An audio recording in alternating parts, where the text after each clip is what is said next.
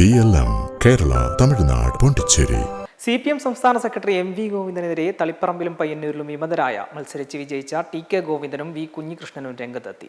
സംയുക്ത വാർത്താ സമ്മേളനത്തിലായിരുന്നു ഗോവിന്ദനെതിരെ ഇരുവരും വിമർശനം ഉന്നയിച്ചത്. തളിപ്പറമ്പിലെയും പയ്യന്നൂരിലെയും തോൽവി ജില്ലാ കമ്മിറ്റിക്ക് മേൽ കെട്ടിവെക്കുന്നുവെന്നായിരുന്നു വിമർശനം. ജില്ലാ കമ്മിറ്റിക്ക് തെറ്റുപറ്റിയിട്ടില്ലെന്ന് TK ഗോവിന്ദൻ പറഞ്ഞു. തെറ്റ് തിരുത്താനുള്ള നടപടി പാർട്ടിയിൽ ഉണ്ടാവുന്നില്ലെന്ന് V കുഞ്ഞികൃഷ്ണനും കുറ്റപ്പെടുത്തി. 27 സ്ഥാനാർത്ഥികൾ മണ്ഡലം കമ്മിറ്റി അംഗീകരിക്കാത്തവരാണെന്ന് TK ഗോവിന്ദൻ ചൂണ്ടിക്കാട്ടി. അതിൽ 24 പേർ തോറ്റു. തോൽവിയിൽ ജില്ലാ കമ്മിറ്റിക്ക് പിശകില്ല. കബളിപ്പിക്കലാണ് നടക്കുന്നത്. പാർട്ടി വഞ്ചനയാണത്. തളിപ്പറമ്പിൽ ഏതെങ്കിലും പാർട്ടി ഘടകം സ്ഥാനാർത്ഥിയെ അംഗീകരിച്ചിരുന്നോ എന്ന് TK ഗോവിന്ദൻ ചോദിച്ചു. ആരാണ് സ്ഥാനാർത്ഥിയെ നിശ്ചയിച്ചത്? ജില്ലാ സെക്രട്ടറിയാണോ? എന്ത് തിരുത്തുമെന്നാണ് വിശ്വസിക്കേണ്ടത്? കീഴ്ഘടകങ്ങളുടെ ചർച്ചയുടെ കാർബൺ കോപ്പി മേൽ കമ്മിറ്റിക്ക് കിട്ടുമോ ഇല്ലെന്നും TK ഗോവിന്ദൻ ചോദിച്ചു. റിവ്യൂ റിപ്പോർട്ട് അതീവ വിചിത്രമാണെന്നും TK ഗോവിന്ദൻ പരിഹസിച്ചു. വെള്ളാപ്പള്ളിയെ കാറിൽ കയറ്റിയത് സാധാരണ സംഭവിച്ചതാണോ എന്നും TK ഗോവിന്ദൻ ചോദിച്ചു. വെള്ളാപ്പള്ളിയെ എതിർക്കാൻ ധൈര്യമുണ്ടായില്ല.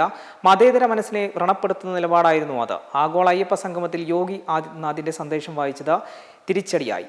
പറന്നു വന്ന സന്ദേശമല്ലല്ലോ അയ്യപ്പ സംഗമത്തിൽ വായിച്ചതെന്ന് TK ഗോവിന്ദൻ ചോദിച്ചു.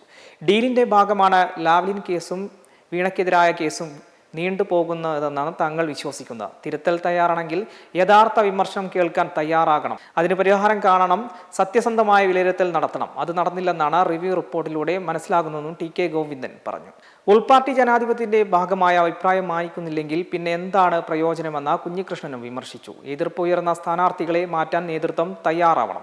സംസ്ഥാന നേതൃത്വം ബാധ്യത നിർവഹിച്ചോ? പയ്യന്നൂരിലും തളിപ്പറമ്പിലും പറ്റിയ തെറ്റ് എന്താണെന്നും അദ്ദേഹം ചോദിച്ചു. അത് പറയാൻ സംസ്ഥാന സെക്രട്ടറി തയ്യാറാവണം. പയ്യന്നൂരിൽ താൻ ഉയർത്തിയ വിമർശനം പാർട്ടി ശരിവയ്ക്കുന്നുണ്ട്.